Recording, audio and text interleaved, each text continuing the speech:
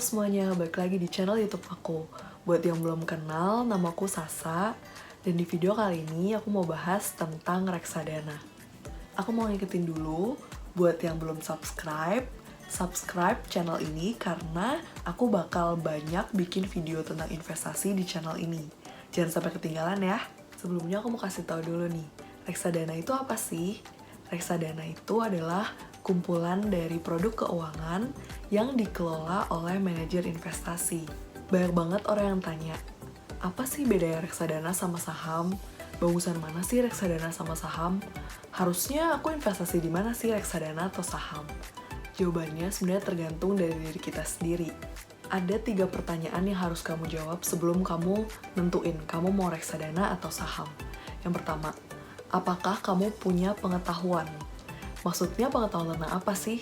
Kadang kan banyak banget orang yang bingung.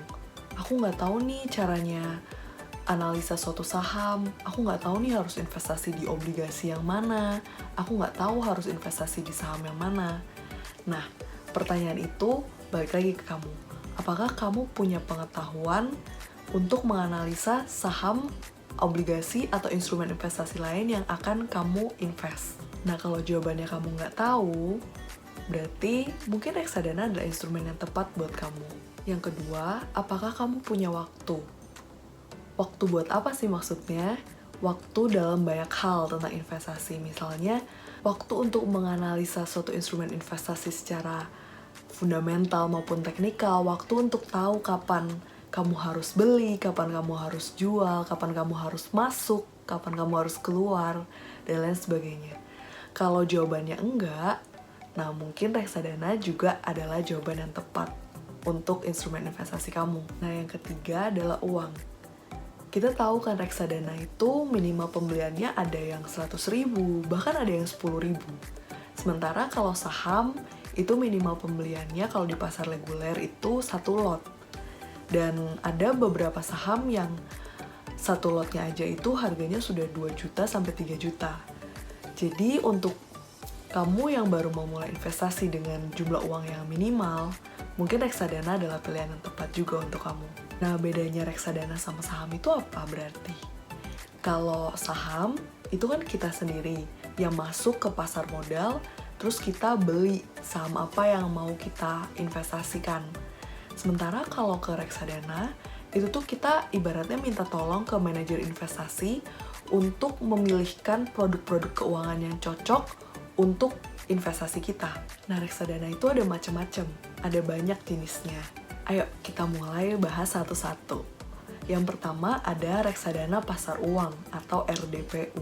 Reksadana pasar uang ini terkenal yang paling low risk dan returnnya emang paling kecil di antara reksadana yang lain. Nah, reksadana pasar uang ini biasanya terdiri dari produk-produk keuangan yang jatuh temponya kurang dari 1 tahun.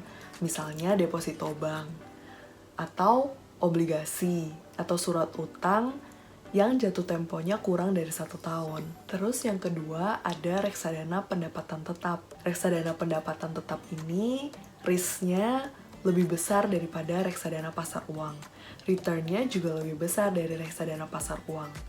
Nah, reksadana pendapatan tetap ini biasanya terdiri dari produk-produk keuangan yang jatuh temponya lebih dari 1 tahun. Contohnya misalnya obligasi yang jatuh temponya lebih dari 1 tahun. Nah, yang ketiga ada reksadana saham.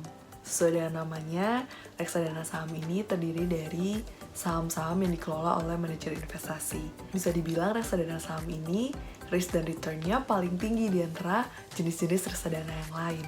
Di sini nih yang pada masih bingung, apa sih bedanya reksadana saham sama saham?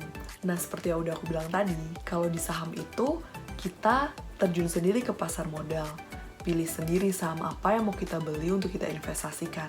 Sementara kalau di reksadana saham itu terdiri dari beberapa saham yang udah dipilihin oleh manajer investasi untuk kita investasikan. Jadi satu produk reksadana saham itu bisa terdiri dari beberapa saham. Sementara kalau satu jenis saham itu cuman terdiri dari satu perusahaan aja. Nah, yang keempat ada reksadana campuran. Sesuai dengan namanya, reksadana ini adalah campuran dari produk-produk keuangan dari reksadana pendapatan tetap, dan juga produk keuangan dari reksadana saham. Ya, dengan singkatnya kita bisa sebut reksadana campuran ini terdiri dari obligasi dan juga saham. Returnnya ya kira-kira lebih besar daripada pendapatan tetap, tapi lebih rendah daripada reksadana saham. Terus kalau risknya juga lebih tinggi dari reksadana pendapatan tetap dan lebih rendah daripada saham. Nah, yang kelima ada reksadana indeks. Indeks sendiri tuh artinya apa sih? Indeks itu adalah nilai dari kelompok produk keuangan yang ada dalam suatu tempat. Contohnya misalnya indeks saham di Indonesia. Seluruh saham di Indonesia itu nilainya digabungkan dalam satu indeks yang kita sebut dengan IHSG atau Indeks Harga Saham Gabungan.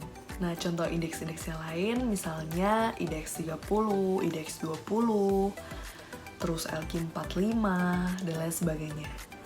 Nah, mostly sih indeks itu biasanya indeks-indeks saham sih, setahu aku. Dan kebanyakan yang diperdagangkan di reksadana itu juga indeks-indeks saham. Nah, terus pasti kalian tanya, terus bedanya reksadana saham sama reksadana indeks itu apa? Nah, kalau di reksadana saham, itu manajer investasi milih sendiri saham-saham apa aja yang dia mau masukin ke produk reksadana saham tersebut. Nah, kalau reksadana indeks, itu tuh kita milihnya indeksnya, bukan sahamnya. Jadi, kita tinggal ikutin aja pergerakan harga indeksnya. Jadi cocok banget nih buat yang masih bingung, enaknya aku investasinya di reksadana saham yang mana ya? Saham, yang isinya saham-saham apa aja. Nah, kalau kalian masih bingung, mungkin kalian bisa mulai dengan reksadana indeks, karena mungkin lebih simple dan lebih mudah juga. Nah, tadi kan aku udah ngomongin tentang jenis-jenis reksadana. Sekarang aku mau ngomongin di mana sih kita bisa beli reksadana. Nah, tempat yang pertama itu bank. Bank ini adalah yang paling tradisional, yang paling konvensional ya. Biasanya sih bank itu cuma nawarin produk reksadana ke nasabah-nasabah prioritas. Biasanya kalau orang-orang yang kayak lebih kecil kayak kita-kita ini, itu nggak bakal ditawarin kecuali kalau kita nyari-nyari sendiri atau tanya-tanya sendiri. Nah, kalau di bank itu ada biaya transaksi 1-2%. Terus juga ada minimum pembelian. Jadi kira-kira 1-10 juta gitu. Terus juga produk-produk reksadananya lumayan terbatas karena tergantung banknya kerjasama sama perusahaan apa. Nah, tempat pembelian yang kedua adalah langsung ke manajer investasinya. Nah, kekurangannya itu dia juga ada biaya transaksi, tapi biaya transaksinya beda-beda tergantung manajer investasi yang kita pakai. Terus yang kedua itu dia tuh produknya terbatas karena kalau kita beli langsung ke manajer investasi, pasti manajer investasinya tawarin produk-produk yang dia bikin aja.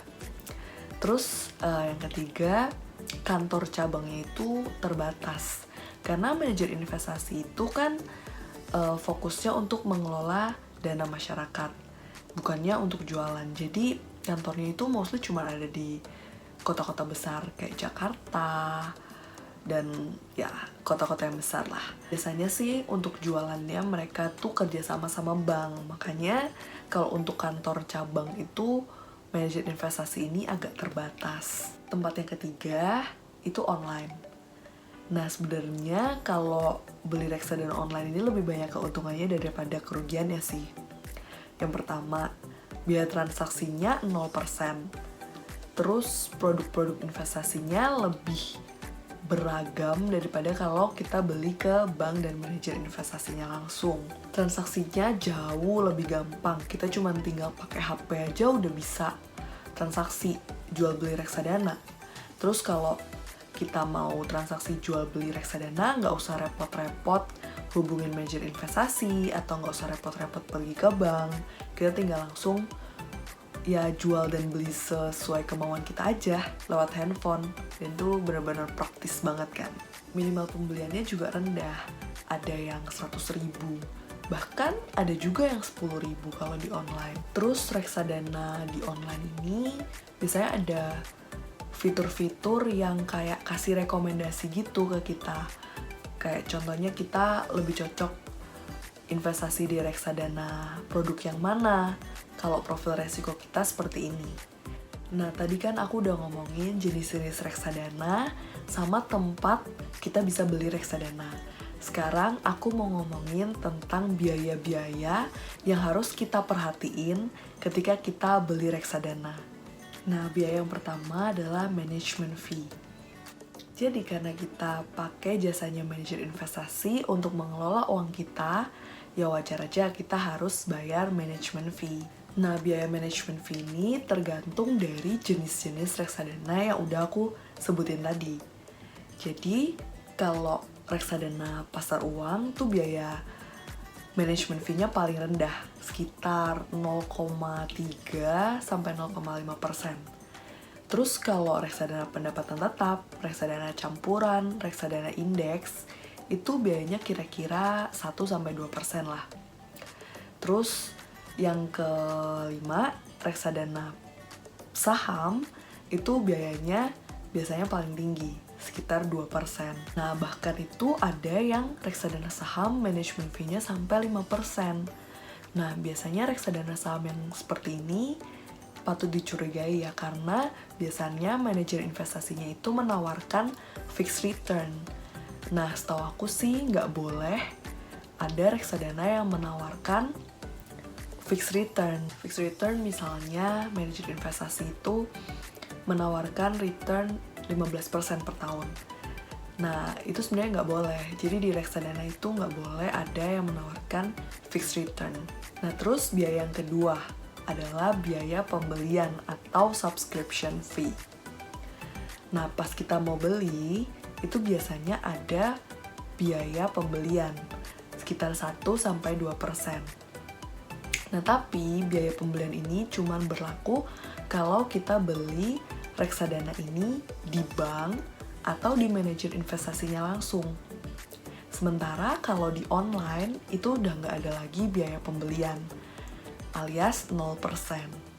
Nah, terus yang ketiga, biaya transaksi atau transaction fee. Nah, biasanya nih kalau kita mau beli, kan kita harus transfer, misalnya ke rekening Mandiri. Misalnya kita punya rekening BCA, tapi kita harus transfer ke rekening Mandiri. Nah, itu kan akan dikenakan biaya transaksi dari banknya. Nah, itu yang kita sebut sebagai transaction fee. Tapi kalau kamu transfer ke bank yang sama, misalnya dari BCA ke BCA, ya berarti nggak ada biaya transaksi. Terus kalau misalnya kamu pakai GoPay, OVO gitu, juga nggak ada biaya transaksi. Nah, yang keempat ada yang namanya biaya penjualan atau redemption fee. Nah, redemption fee ini cuman berlaku kalau kita jual reksadana kita di banknya langsung atau manajer investasi. Sama persis kayak tadi, biaya pembelian atau subscription fee. Biasanya juga sekitar 1-2%, sama juga kayak tadi. Nah, kalau di online itu sekarang udah nggak ada lagi biaya penjualan. Jadi kita cuma bayar 0% aja. Jadi kalau di online itu belinya gratis, jualnya juga gratis. Nah, yang kelima ada yang namanya switching fee. Ini sebenarnya agak jarang sih, cuman ya aku ngomongin aja ya. Jadi misalnya kita beli reksadana pendapatan tetap di perusahaan A. Nah, terus tapi kita tuh mau pindah. Kita mau ganti ke reksadana saham di perusahaan A. Nah, itu kita akan dikenai biaya switching fee. Nah, sekian dulu video aku kali ini. Semoga konten yang aku bikin hari ini bermanfaat untuk kalian yang mungkin masih bingung mau mulai investasi dari mana. Dan mungkin masih takut-takut kalau mau investasi di saham. Mungkin kalian bisa coba untuk investasi di reksadana dulu. Jangan lupa subscribe dan like kalau kalian suka video ini ya. Bye-bye, see you next time.